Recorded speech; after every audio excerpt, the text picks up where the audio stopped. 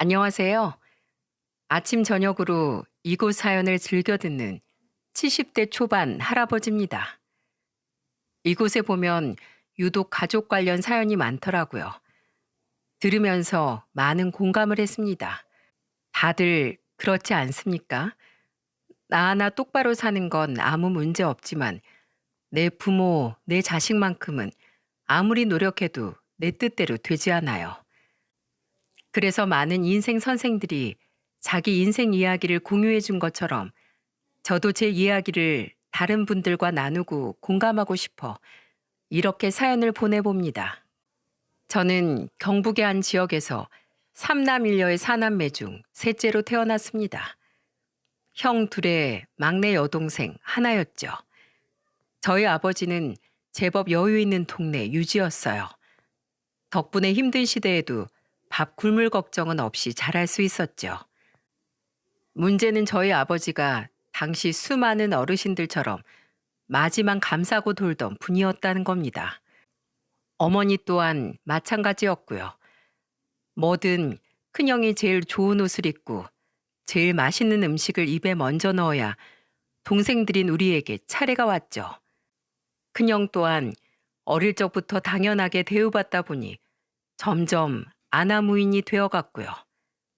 결국 제일 편해봤던 큰형은 너무 오냐오냐 잘한 탓에 빈둥거리는 백수가 되었습니다.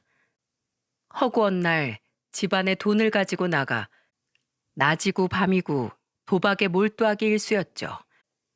게다가 하려면 잘이나 하지 동네 호구로 아름아름 소문이 나 나갔다 하면 죄다 잃고 들어오는 게 일상다반사였습니다. 작은 형은 그런 큰형을 매우 못마땅해 했어요. 집안 꼴이 보기 싫다며 일찌감치 결혼해 집 밖으로 출타했죠. 여동생은 동생대로 여자라 쓸모없는 자식 취급을 받으며 어머니를 따라 온갖 집안일에 오라버니를 뒷바라지하느라 힘들었다며 아버지가 주선해준 부잣집에 시집을 간 후엔 집에 잘 들르지도 않았습니다.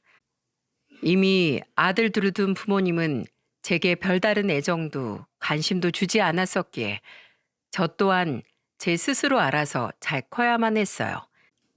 부모님은 제가 고등학교에 간다고 했을 때도 형들이 둘 다 가방끈이 긴데 저까지 꼭 학비를 들여야겠냐며 못마땅해 하셔서 결국 중학교까지밖에 졸업하지 못하기도 했죠. 제 여동생도 마찬가지였고요. 결국 저는 17살 때부터 일자리를 찾아 나섰습니다.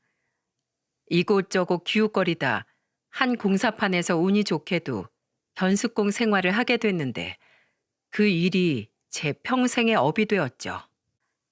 주위 어른들이 전부 첫 월급을 받으면 부모님께 다 드리는 거라고 하시기에 첫 달 받은 일당들을 고이 모아 부모님께 드렸더니 눈이 휘둥그레지던 두 분의 모습이 아직도 눈에 선합니다. 처음으로 제게 우리 아들이라며 칭찬을 해주셨거든요. 그때 그 한마디가 뭐라고 저는 부모님 곁에서 잠시 착한 아들 노릇을 하는데 심취했던 것 같습니다.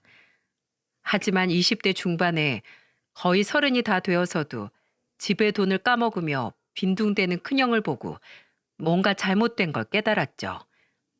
부모님은 잘 자란 놈은 너뿐이라고 제게 이야기하실지언정 언제나 시선은 큰아들에게만 향해 있었거든요. 제가 처음이자 마지막으로 큰형과 언성을 높여 싸웠던 적이 한 번 있었습니다. 제 나이 24살 때 여느 때처럼 어머니가 제게 눈물을 지으시며 큰형 좀 노름장에서 데려오라고 부탁을 하신 적이 있어요.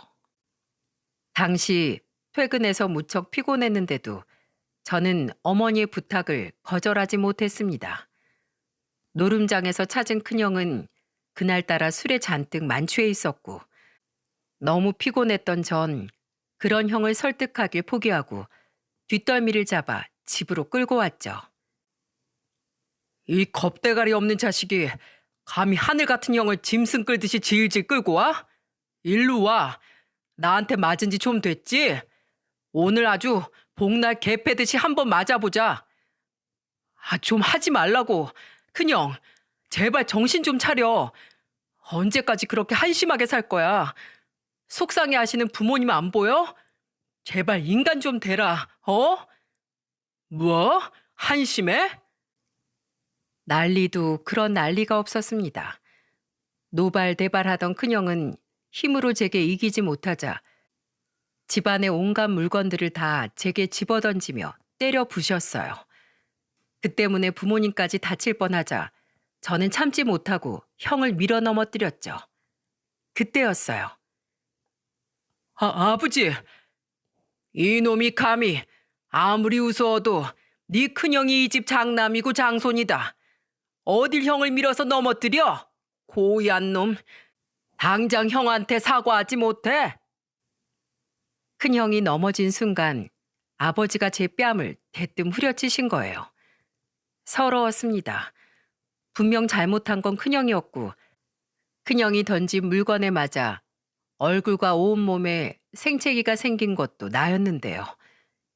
견디다 못해 큰형을 한번 밀어서 넘어뜨린 게 제가 마구잡이로 얻어맞은 것보다 아버지에겐 더 참을 수 없는 일이었나 보더라고요. 그날 새벽 저는 적게나마 모은 돈과 옷가지들을 챙겨 무작정 집을 나왔습니다. 그리고 몇 시간이 되도록 차가운 새벽 이슬을 맞으며 기차역까지 걸었어요. 어찌나 눈물이 흐르던지 아직 깜깜한 시간이라 사람이 없었기에 망정이지 안 그랬으면 두고두고 창피할 기억으로 남을 뻔했네요. 그 길로 저는 서울로 향했습니다. 처음 본 도시가 얼마나 두렵고 또 한편으론 얼마나 제 가슴을 설레게 했는지 몰라요. 첫날은 길거리에서 노숙을 했고 그 뒤엔 물어물어 겨우 작은 새빵 하나를 구했죠. 저는 그곳에서 제 인생의 2막을 시작했습니다. 당시 서울엔 어디든 개발되던 곳이 천지라 몫으로서 일자리를 구할 곳은 지천에 널렸어요. 그러다 한 건설 현장에서 만난 오야지 한 분이 저를 좋게 봐주셨는지 제게 중매를 서고 싶다고 하시더군요. 바로 자기 막내딸과 말이죠. 착한 사람이었습니다. 만난 지 3개월이 되던 때 대포집에 앉아 술에 취해 두서없이 늘어놓던 제 인생 이야기를 아내는 중간에 말 한 번 끊지 않고 조용히 들어주었어요. 그리고 다음날 다시 만나 술에 취했던 전날의 기억 때문에 민망해하는 제게 아내는 이렇게 말하더군요. 앞으로 영만시 해장국은 제가 끓여주고 싶은데. 놀라서 아내의 얼굴을 보니 아내의 얼굴은 이미 벌겋게 달아올라 터지기 일보 직전이더라고요. 그 모습이 어찌나 고맙고 사랑스러운지 저는 그날로 반지 하나 없이 아내에게 청혼을 했습니다. 그렇게 제 나이 26, 아내의 나이 22에 우리는 결혼을 하게 되었어요. 2년 만에 연락해 대뜸 결혼을 하게 되었다고 말하는 저에게 아버지는 그저 그러냐 하고 대꾸하셨죠. 그리고 제가 결혼해 아내와 다시 인사를 드리러 간 날 아버지는 제게 돈 봉투 하나를 건네주셨어요. 봉투를 열어본 저는 두 눈이 휘둥그레졌어요. 봉투에는 30만 원이라는 큰 돈이 들어있었거든요. 받아둬라. 서울에서 자리 잡기가 힘들다던데 물분으로 올라가서 그동안 어찌 살았냐. 고생 많았다. 그리고 전에 아버지가 미안했다. 행여나 누가 훔쳐가기라도 할까 그 돈 봉투를 꼭 손에 쥐고 서울로 돌아오는데 자꾸만 눈물이 차올라서 참느라 혼이 났습니다. 제 살아온 사정을 아는 아내는 제 손을 꼭 쥐어주었죠. 부모님께선 제가 결혼한 다음에 일찍이 돌아가셨습니다. 어머니가 먼저 병환으로 떠나시고 시름시름 앓던 아버지도 몇 개월 되지 않아 어머니의 뒤를 따라가셨죠. 그리고 시골 부모님 댁에서 열린 아버지 장례는 그야말로 개판이었습니다. 뭐? 유산을 나눠달라고? 결혼하고 얼굴 한번 안 비치던 놈이 무슨 헛소리야? 형은 살면서 아버지 등골 잔뜩 빼먹었잖아. 그놈의 노름한다고 재산도 많이 날리고 그럼 남은 건 형제들 몫이지. 양심도 없냐? 3일장을 다 끝내기도 전에 재산 싸움이 일어났거든요. 결국 말다툼은 몸싸움으로 이어졌고요. 게다가 큰 형수와 작은 형수마저 어찌나 표독스럽던지 형수들과 막내 여동생마저도 서로 머리채를 잡고 싸우더군요.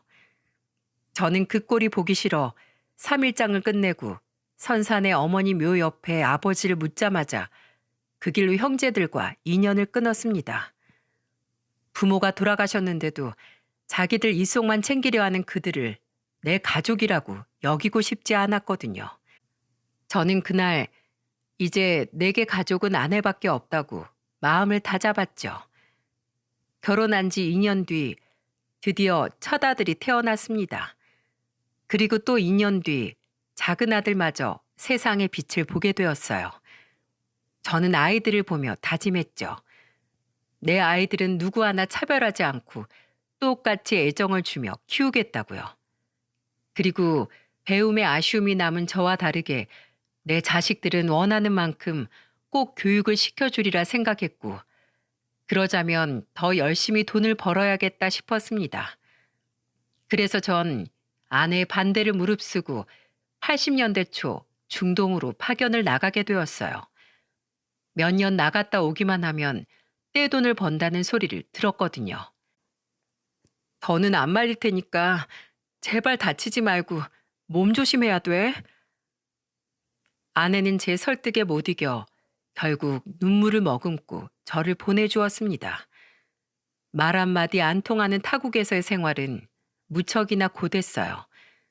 함께 간 한국 사람들과 밤마다 울던 시절도 있었지만 또 사람이라는 동물이 어디서든 적응을 하고 살아가더군요.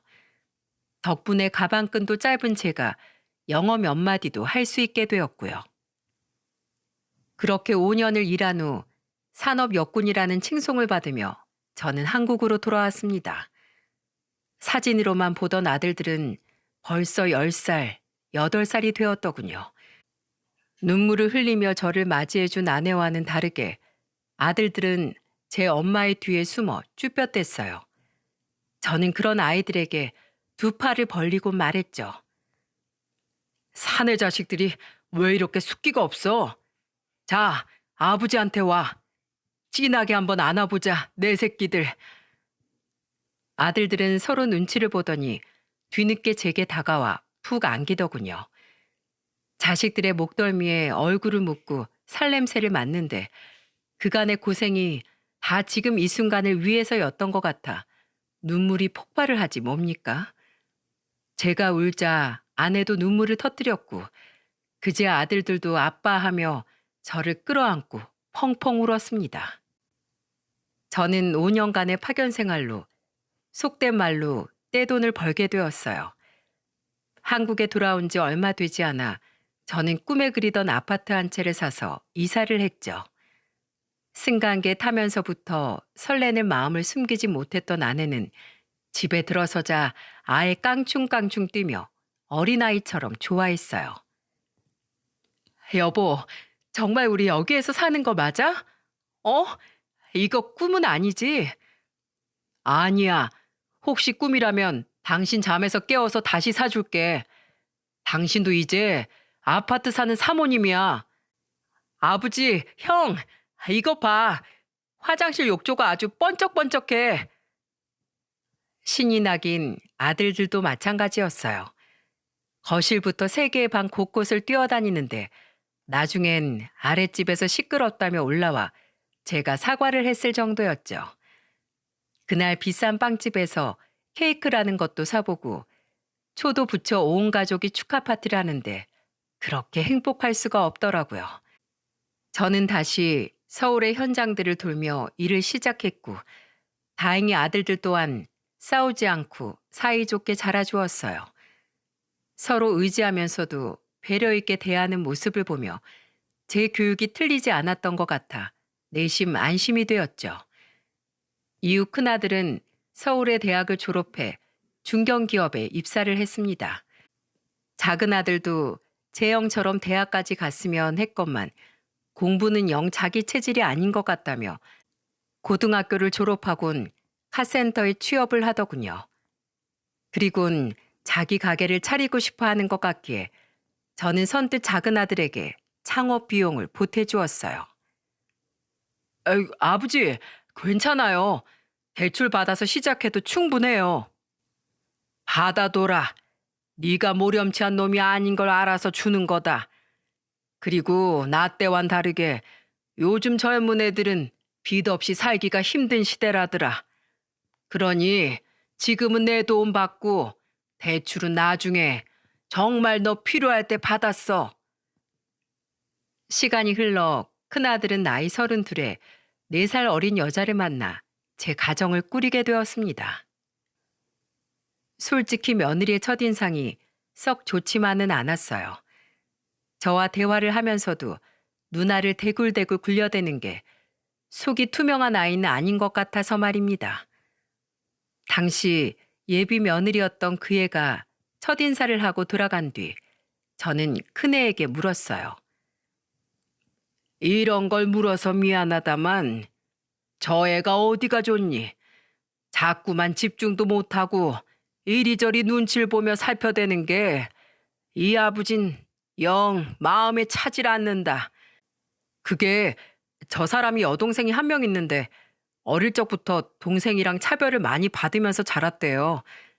처제 될 사람이 워낙 얼굴도 더 예쁘고 똑똑해서 부모님이 더 예뻐했다나 봐요. 동생을 많이 질투하면서 자라서 좀 욕심 부리는 면도 있고 사람 눈치를 살피는 경향도 있어요. 근데 아버지도 아시다시피 우리 집 환경은 정반대잖아요. 그래서 좀 마음이 많이 쓰였어요. 나쁜 사람은 아니니까 살면서 제가 좀 보듬다 보면 저 사람도 많이 밝아질 거라고 생각해요. 자식이 그렇게까지 말하니 저는 일단 큰애의 의견을 존중해 주었습니다. 자신의 인생이니까요. 그렇게 큰애는 결혼해서 독립을 했고 3년 뒤 작은 아들도 고객으로 만났던 여자를 데려와 결혼을 하게 되었어요. 저는 아들들에게 각각 1억 5천만 원씩을 지원해 주었습니다. 마음 같아선 서울의 아파트라도 한 채씩 해주고 싶었지만 저 때와는 다르게 서울의 집값이 너무 천정부지로 뛰었던 터라 거기까진 힘들더군요. 그래도 아들들은 감사한 마음으로 제 도움을 받았습니다. 이 돈이 적은 돈이 아닌 걸 잘 안다면서요. 그렇게 자수성가해 돈도 많이 벌고 자식 농사도 잘 짓고 김영만 인생 잘 살았다 싶은 차에 제 인생에도 피할 수 없는 불행이 찾아왔습니다. 자꾸 복부에 가스가 차는 것 같다며 동네 내과에서 약만 타다 먹던 아내가 어느 날 심한 복통으로 응급실에 실려가게 되었어요. 병원에서는 정밀 검사를 받길 원했고 아내는 난소암 4기를 선고받게 되었습니다. 저는 암 중에 난소암이라는 게 있는지도 그때 처음 알았어요. 이름조차 생소한 그 병에 대한 설명을 의사에게 듣고 있는데 분명 한국말인데도 무슨 말인지 하나도 알아들을 수가 없겠더군요. 알아들은 거라곤 주위 장기로 전이가 많이 되어 있다. 생존율이 높지는 않다 정도였습니다. 미안해, 여보. 병원에서 나온 아내는 도리어 제게 미안하다며 눈물을 흘리더라고요. 도대체 자기가 뭐가 미안하단 말입니까? 아내가 그 지경이 되도록 큰 병원에 데려올 생각조차 못했던 제 탓이죠. 아내는 그래도 살아보겠다며 열심히 병원을 다녔습니다. 당장은 수술이 불가능한 상태라 항암 치료를 받으면서 말이죠. 어차피 모아놓은 재산이 어느 정도 있었던지라 저 또한 일을 그만두고 아내 곁에 꼭 붙어 있었어요. 둘 다 젊고 탱탱할 땐 함께 보낼 시간이 별로 없더니만 다 늙어서야 이렇게 당신하고 온종일 붙어 있게 됐네. 그래도 좋네, 좋아. 암이라는 게 영 나쁜 것만은 아닌가 보. 더디게나마 아내는 호전이 되는 것 같았지만 투병 1년 6개월 뒤 개복 수술을 한 이후 아내의 상태는 눈에 띄게 나빠졌습니다. 그리고 결국 투병 2년 만에 아내는 세상을 떠나고야 말았어요. 엉엉 우는 아들들 옆에서 저는 망연자실하게 서 있었습니다. 그래도 오랜 시간 저도 모르게 마음의 준비를 조금씩 했던 건지 숨을 쉬지 못할 정도로 고통스럽진 않더라고요. 젊었던 시절 슬픔을 느끼는 법과 나이를 먹고 슬픔을 받아들이는 법이 조금 달랐던 건지도 모르죠. 저는 아내의 손을 잡으며 조용히 눈물을 흘렸습니다. 그리고 아내가 마지막 가는 길을 편히 갈 수 있도록 아내의 귓가에 마지막 작별 인사를 고했어요. 그동안 이 큰 병이랑 싸워내느라 고생 많았소. 자식 놈들은 내가 책임지고 잘 보살필 테니 편히 가소. 네, 너무 늦지 않게 따라가리다. 그렇게 아내를 보내고 혼자 텅 빈 집으로 들어오는데 들어오자마자 코에 들이치는 아내의 냄새에 눈가가 다시 붉어지더군요. 곁에서 저를 지켜보는 자식들이 없으니 그제야 저는 소리내어 흐느껴 울 수 있었어요. 그 집에 처음 들어와 아이처럼 좋아하던 아내의 고운 모습이 머릿속에서 떠나질 않아 그날 하루를 꼽아 엉엉 울면서 보냈던 것 같네요. 아내가 죽은 이후 제게는 아주 큰 변화가 생겼습니다. 바로 큰아들 레와 함께 살게 되었다는 거였죠. 제일 처음 합가를 제안한 건 다름 아닌 둘째 며느리였어요. 혼자 남은 제가 걱정이 된다며 먼저 전화를 걸어오더군요.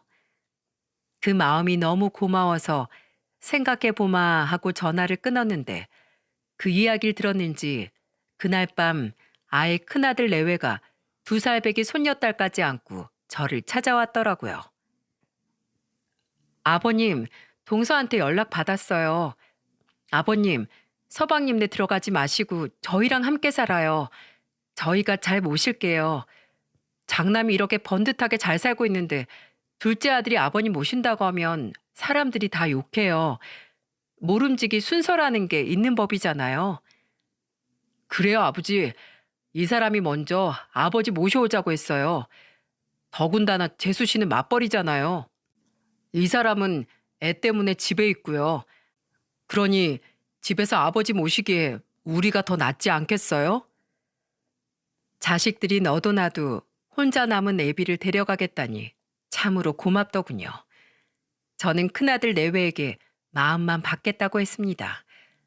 작은 아들네도 들어가지 않겠다고요. 나 아직 정정해. 혼자 충분히 잘 살 수 있다. 그러니까 내 걱정은 말거라. 아니에요, 아버님. 아버님 혼자 지내시게 하다가 나중에 병이라도 걸리시면 자식된 입장으로 저희 얼마나 마음이 아프겠어요. 그러니까 저희랑 같이 사세요. 네? 하긴 제 나이가 70을 향해 가고 있으니 나중에 혹여 제가 아프면 오히려 자식들이 죄책감을 느낄 수도 있겠다 싶더군요. 저는 큰며느리의 말에 알았다고 대답했습니다. 시자가 붙은 제가 불편할 법도 한데 오히려 제발 함께 살자고 애원까지 해주는 모습을 보니 너무 고맙더라고요. 그래서 저는 큰아들의 집과 제가 살던 집을 모두 팔고 방 4개짜리의 더 큰 집으로 이사를 가자고 말했죠. 너희 그 집 살 때 남은 대출빚도 있잖니? 집 합치면서 대출금도 마저 갚거라. 그렇게 우린 40평대 방 4개짜리 아파트로 이사를 하게 되었어요. 비록 전에 살던 동네보다 조금 외진 동네로 오긴 했지만은요. 저는 큰며느리와 잘 지내보려고 무척 노력했어요. 최대한 큰며느리가 불편하지 않게 제가 먹은 설거지 정도는 제가 하려고 노력했고 손녀와도 잘 놀아주려고 생전 부리지도 않던 재롱을 부려대기도 했고요. 그런데 큰며느리는 처음엔 제게 무척 잘하는 것 같더니 언젠가부터 제게 툴툴대기 시작하는 겁니다. 아버님, 집에서 노시는데 아버님 빨래는 알아서 좀 하시면 안 돼요? 세탁기도 버젓이 있는데. 아버님, 혹시 이젠 일 안 나가세요? 아직 몸도 정정하신데 나가서 일 좀 하시고 생활비라도 좀 내시지. 당황스러웠어요. 그리고 한동안 더 큰 며느리를 지켜보니 알겠더라고요. 제가 그래도 70년 가까이 살았는데 사람을 보면 대충 어느 정도는 무슨 생각을 하는지 감이 잡히질 않겠습니까? 큰 며느리는 입에 꿀을 바르고 달콤한 말을 해댔지만 사실 목적은 제 돈이었던 겁니다. 그리고 제 추측은 어느 날 밤 안방에서 큰아들과 큰며느리가 다투는 소리를 듣고 확신을 가지게 되었죠. 여보, 아버님 다시 일 안 하신대? 하루 종일 집에서 저렇게 빈둥대고만 계시니까 이제 좀 불편해. 시아버지랑 온종일 붙어 있으니까 말이야. 뭐? 당신 무슨 말을 그렇게 해? 이럴 거면 아버지를 왜 그렇게 극구 모시자고 했어? 그땐 뭐 서방님이 아버님 모셔간 유세로 괜히 재산 더 받아내려나 싶었지. 알지? 원래 부양한 자식이 받을 유산 몫이 더 많은 거. 그런데 집 팔아서 넓은 집으로 온 거 빼곤 더 이상 가지신 돈도 마땅치 않은 것 같은데. 그럼 너무 이해 타산이 안 맞잖아. 앞으로 모시게 될 시간이 몇 년이 될지 모르는데. 안 그래? 생활비를 내시던가 남기실 재산이라도 있으시던가 해야지. 당신 아버님 남은 재산에 대해 더 아는 거 없어? 그만 좀 해. 당신 장인어른이 처제한테만 집해 주신 뒤로 계속 돈돈거리는 거 정말 못 들어주겠어. 내가 당신을 어디까지 이해해야 돼? 당신 집은 당신 집이고 우리 집은 우리 집이야. 처가에서 자식으로서 못 받은 몫을 우리 아버지한테 돌려받으려고 하지 마. 설마 당신 우리 아버지한테 돈 안 버시냐 어쩌냐 고나리질한 거 아니지? 어? 그럼 나 정말 못 참아. 당장에 이혼이야. 큰아들의 말에 큰며느리는 그런 적 없다고 딱 잡아떼며 웅얼거리더군요. 거기까지만 듣고 방으로 들어왔는데 이 일을 어찌 해야 하나 싶었습니다. 그래도 사돈댁에서 사돈처녀와 돈으로까지 차별받았다는 사정을 듣자 젊었을 적 제 생각이나 한편으론 안쓰럽기도 했어요. 그래서 그냥 당분간 지켜보기로 했죠. 제 아들이 알아서 잘 처신하겠거니 하면서요. 이후 큰며느리는 큰아들의 엄포 때문인지 제게 대놓고 말은 못하고 눈치를 주더군요. 그런 큰며느리가 조금 불편하긴 했지만 제가 뭐 잘못한 것도 없고 어쩌겠습니까? 불편하면 불편한 대로 그냥 큰아들이 있을 때만 아들이 걱정하지 않게 화기애애한 척 살았죠. 큰며느리도 큰아들 앞에선 제게 무척이나 잘하는 척을 하기도 했고요. 큰며느리와 둘이 있을 때 조금 불편한 것 말고는 크게 문제될 것이 없어 큰며느리 생일이나 손녀의 생일엔 나름대로 용돈도 두둑이 챙겨주며 대면대면하게 산 것이 어느새 6년이나 지났더군요. 아내가 죽은 후 제게 또 다른 변화가 있었다면 바로 방치했던 제 건강에 대해 신경을 쓰기 시작했다는 겁니다. 저는 제 사비를 들여서라도 2년에 한 번씩 건강검진과 위 대장 내시경을 함께 받았어요. 아프면 아픈 당사자도 당사자지만 주위 사람들이 더 힘들다는 걸 몸소 느껴봐서 잘 알고 있었거든요. 이번에도 평소처럼 건강검진을 받는데 대장에서 용종 몇 개가 발견되어 제거를 했다고 병원 측에서 말하더군요. 그런데 그중 하나가 크기가 크고 위치도 좋지 않아 일부분만 잘라서 조직 검사를 진행해야 한다는 겁니다. 무서웠어요. 결과가 양성이 아닌 악성으로 밝혀져 아내처럼 제가 암에 걸렸을까봐 말이죠. 그리고 집으로 돌아왔는데 세상이 노랗게 보이더군요. 조직 검사를 해본다는 말로도 이렇게 무서운데 말기암 판정을 받은 아내는 그때 도대체 얼마나 무서웠을까 싶어 괜히 눈물이 났습니다. 그렇게 제가 눈물을 글썽이며 집에 들어가자 무슨 일인가 싶었는지 큰며느리가 제게 묻더군요. 오늘 건강검진 받으러 병원 간다고 하지 않으셨어요, 아버님? 그런데 왜 그렇게 표정이 안 좋으세요? 저는 큰며느리에게 용종이 여러 발견된 것과 조직검사 결과를 기다려야 한다고 말해 주었어요. 평소 사이가 좋진 않지만 썩 나쁘지도 않았고, 어쨌든 큰며느리는 몇 년째 함께 살고 있는 가족이지 않습니까? 어차피 곧 알게 될 이야기이기도 했고, 혼자 너무 두려운 마음에 괜찮을 거라는 위로를 받고 싶기도 했어요. 그런데 며느리의 반응이 제겐 의사의 말보다도 더 큰 상처로 다가오더군요. 네? 나 진짜 재수없게. 설마 암은 아니겠죠? 결혼하고 얼마 안 돼서 어머님도 암에 걸렸었는데 부부가 암도 서로 없나요? 예전에 어머님 투병하실 동안 병원비 얼마나 쓰셨어요? 그때 가진 재산도 엄청 줄었다면서요. 가뜩이나 성희도 초등학교 들어가서 돈 들어갈 때도 많은데 아버님도 이제 가지신 돈 별로 없으시잖아요. 설마 암보험도 없으신 건 아니죠? 혹시 간병인 보험 같은 건 따로 있으세요? 아무리 돈 앞에 사람 없고 사람 앞에 돈 없다지만 그래도 이건 경우가 아니지 않습니까? 돈도 물론 중요하죠. 현실적으로 절대 외면할 수 없는 거고요.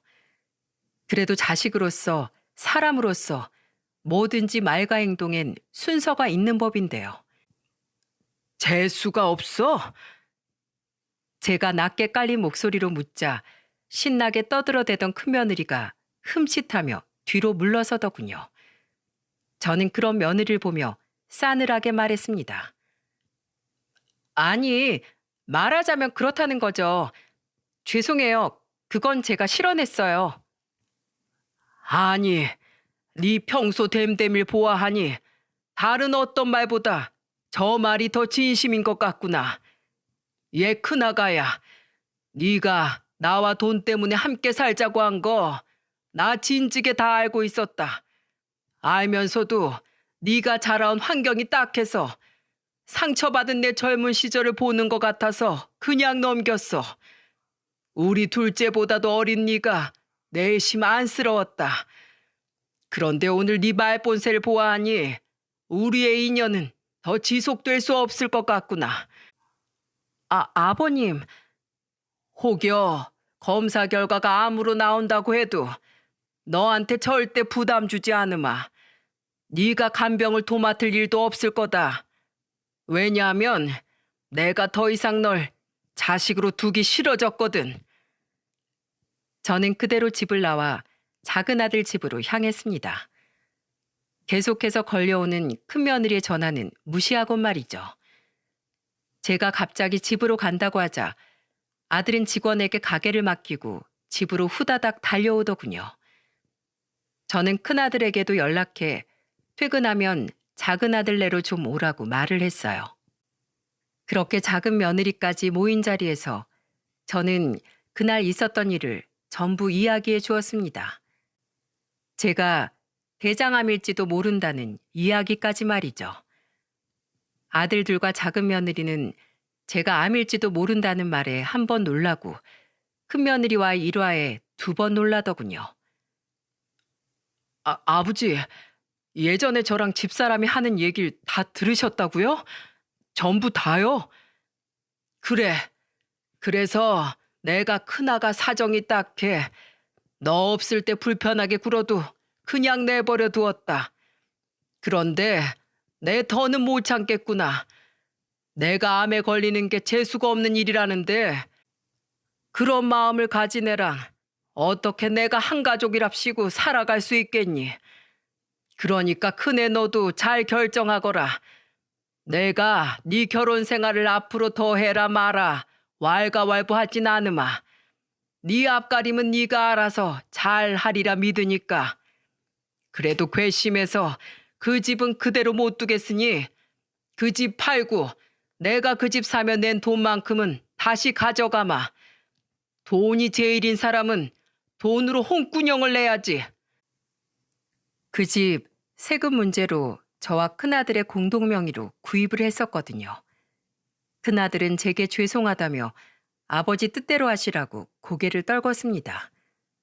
그리고 작은 아들은 잔뜩 성이 나 자기 형에게 미친 듯이 화를 내기 시작했어요. 형, 우리가 아버지 모시겠다고 했을 때 기어코 형네가 아버지 모신다고 박박우겨서 아버지 집까지 팔아 큰 집으로 이사 가더니 지금 이게 뭐야?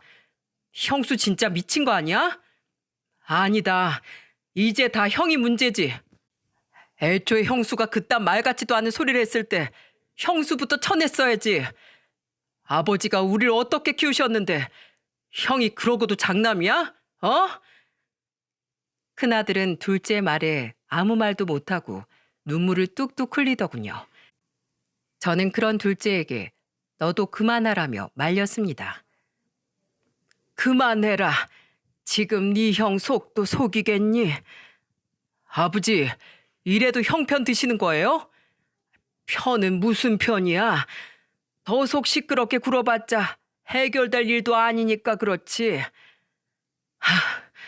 그건 그렇고 아버지 몸은 괜찮으세요? 설마 어디가 심하게 아프시거나 한 건 아니죠? 그냥 별거 아닌데 병원에서 확인차 검사하자고 한 거죠? 네? 그제야 다시 제가 검사를 받았다는 말이 생각났는지 둘째는 황급히 제 상태를 묻더군요. 그 말을 듣고 큰아들도 축축히 젖은 눈으로 저를 올려다보는데 저는 한숨을 푹 쉬었습니다. 괜찮길 바라야지. 큰애 너 울지 마라. 울고 싶은 건 난데 왜 네가 울어? 죄송해요 아버지. 저 이혼할게요. 그 사람 살다 보면 그래도 달라질 줄 알았는데 아니더라고요. 사람 심성이 날이 갈수록 삐뚤어져만 가요. 그래도 제가 결혼 전 아버지께 한 말이 있으니 책임지고 어떻게든 잘 살아보려고 했는데 그 결과가 결국 이거네요. 아버지께만 상처드리고 말았어요. 죄송해요. 제가 아주 막심한 불효자예요. 알긴 알아 형? 속 터져. 울지 마. 큰애는 엉엉 울고 작은 놈은 작은 놈대로 속이 상했는지 한숨만 쉬어대고 작은 며느리는 큰애에게 휴지를 가져다 주며 어쩔 줄 모르고 정말 한숨만 가득한 밤이었네요. 작은 며느리는 당분간이 아니라 쭉 자신들 집에 계시라며 말하는데 저는 됐다고 했습니다. 내가 작은 아가 널 못 믿어서 그러는 게 아니라 며느리랑 같이 산다는 게 시아비로서도 쉬운 일은 아니라는 걸 알았다. 그냥 내가 대충 먹고 살아도 너희 가까운 곳에 살면서 연락만 자주 하고 두 발 뻗고 편하게 살란다. 그러니 내가 다시 거처를 마련할 때까지만 잘 좀 부탁한다 아가. 큰아들은 결판을 짓고 오겠다며 자기 집으로 향하더군요. 그리고 다음 날 회사에 연차를 냈다며 제게 전화를 걸더라고요. 아버지, 저 그 사람 쫓아냈어요. 안 나가겠다고 버티길래 장인어른한테 전화 걸어 데려가 달라고 부탁했거든요. 자초지종 전부 말씀드리고요. 그 사람 제게는 소리를 바락바락 질러도 장인어른한텐 꼼짝도 못하더라고요. 안 나가겠다고 엉엉 우는데 장인어른이 그 사람 뒷덜미를 잡고 나가셨어요. 자기가 자식 교육을 잘못 시켰다면서요. 바깥 사돈 덕에 귀찮은 소송까지는 안 가도 되겠다고 아들은 안심하더군요. 그래도 몇 년을 같이 산 사람인데 아들 속이 속이겠어요? 저는 그저 수고했다고 말하고 전화를 끊었죠. 그리고 얼마 되지 않아 큰며느리에게서도 전화가 걸려왔습니다. 아버님. 그래, 큰애한테 얘긴 들었다. 아버님, 그럼 그 사람 좀 알려주세요. 이혼이라뇨. 우리 성희까지 데려간대요. 애가 아직 9살밖에 안 됐는데 어떻게 엄마 없이 커요? 아버님, 어제 제 말 때문에 화 많이 나셨어요? 근데 아시잖아요. 사람이 어떻게 큰일이 닥쳤을 때 돈 생각을 안 해요. 네? 그리고 가족이라는 게 어떻게 평생 좋은 모습만 보고 살아요. 미워도 보듬어주며 사는 거죠. 아버님, 제발 성희 아빠 좀 설득해 주세요. 저 당장 가진 돈도 없는데 어디로 가라고요? 친정에서도 저한테 눈총을 얼마나 주시는지 여기선 도저히 못 살겠어요. 큰며느리는 울며 불며 제게 사정을 하더군요. 하지만 어쩌겠습니까? 아들이 직접 선택한 결정인 것을요. 나는 내 아들한테 이혼하라고 종용한 적도 없다만 그렇다고 하지 말라고 말릴 생각도 없다. 그나가 불편했겠지만 그래도 나랑 그 오랜 시간 같이 살아주어 고맙구나. 하지만 네 말대로 가족이란 미워도 보듬고 살아가는 존재 아니겠니? 근데 나는 너를 더 이상 보듬어 주지 못하겠구나. 우리가 가족이 될 수 없는 팔자인 거겠지. 나는 너한테 더 해줄 말이 없구나. 잘 살거라. 저는 그렇게 전화를 끊었습니다. 이후로도 큰며느리는 제게 줄기차게 전화를 걸어댔지만 저는 더 이상 연락을 받지 않았어요. 정말 늙으면 사람 마음이 여려지는 건지 큰며느리의 애원을 더 들으면 저도 마음이 약해질 것 같았거든요. 그리고 며칠 뒤 저는 박가사돈에게 문자를 한 통 받았습니다. 그 문자를 보자 마음이 한결 가벼워지더군요. 사돈 어른, 현지 애비입니다. 저희 애가 사돈께 한 행동에 대해 이렇게라도 사과를 드려야 할 것 같아 연락드려요.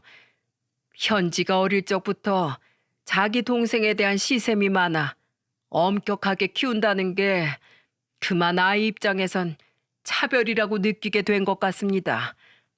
게다가 결혼 생각이 없다던 작은 딸에게 먼저 재산을 증여해 줄 생각으로 가지고 있던 작은 오피스텔 명의를 넘겨주었던 건데 그게 또 현지 입장에선 마음의 상처가 되어 더 삐뚤어졌던 모양이더라고요. 가족의 연을 맺었건만 이렇게 끝이 나게 되어 정말 죄스러운 마음뿐입니다. 다 자식 교육을 잘못 시킨 제 탓이니 사돈께선 노여움과 서러움 모두 거두시고 평안히 사셨으면 좋겠네요. 건강 때문에 염려가 많으시다고 들었습니다.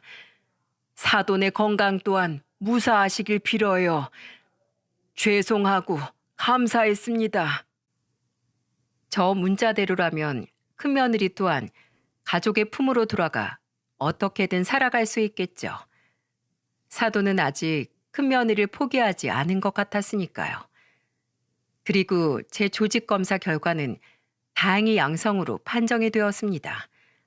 만약 크기가 저렇게 큰데 선종으로 밝혀졌다면 암으로 발전했을 가능성이 컸다고 하네요.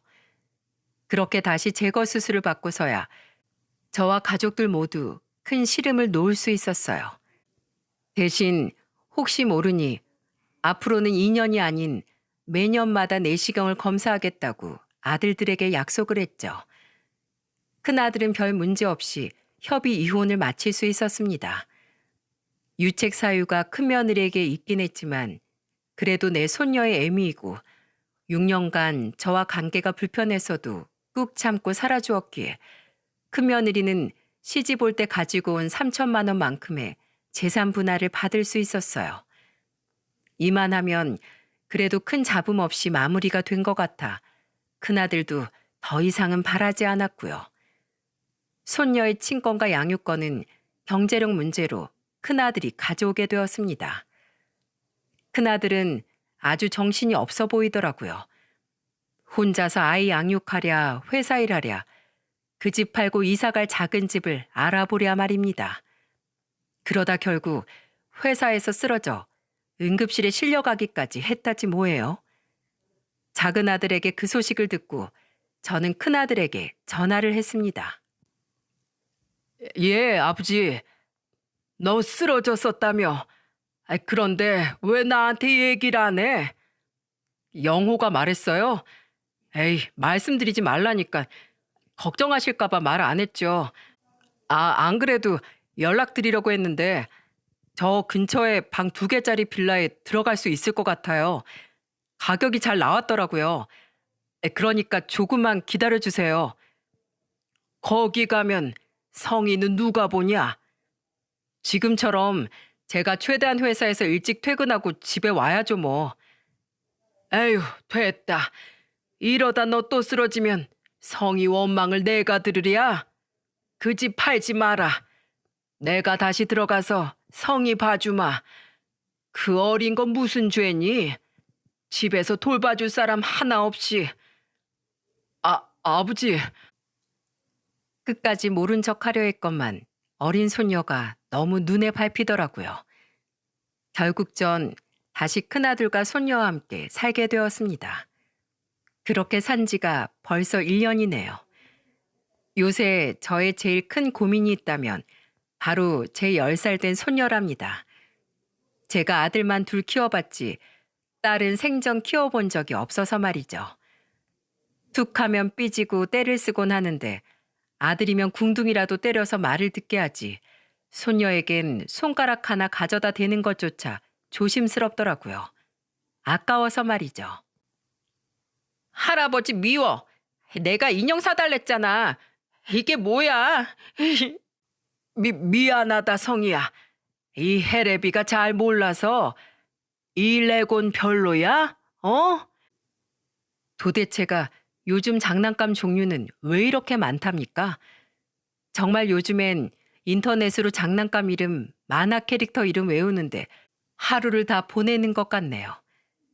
최근 임신해서 집에서 쉬고 있는 작은 며느리에게 전화해 하소연을 하면 작은 며느린 까르르 웃곤 합니다. 아버님, 아주 열성적이시네요. 성이는 행복하겠어요.